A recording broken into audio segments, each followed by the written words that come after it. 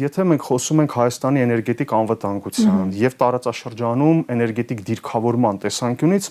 առավել կան ակնհայտ է, որ մեզ անհրաժեշտ են մեծ հզորության ավանդական ատոմակայան, ավանդական մոդելի ատոմակայան, հաշվի առնելով մի քանի հանգամանք։ Առաջինը, Հայաստանի Հանրապետությունը տարածաշրջանի միակ երկիրն է, որը ունի միջուկային օբյեկտ, եւ այս կարգավիճակը մենք պետք է պահպանենք։ Եվ որը ներողություն հանգիստ չի տալիս Թուրքիային։ Շատ ճիշտ եք։ Իդեպ այս վերոնշյալ միջոցառման ժամանակ ՄԱԳԱՏԵ-ի գլխավոր քարտուղար Ռաֆայել Գրոսի մի քանի անգամ անդրադարձավ նաև այդ հարցին, նաև ես այդ քննարկման ժամանակ այդ հարցը բարձրացրեցի, մի քանի անգամ ընդգծեց, որ հայկական ատոմակայանի շահագործման կամ կյանքի երկարացումը մինչև 2036 թվական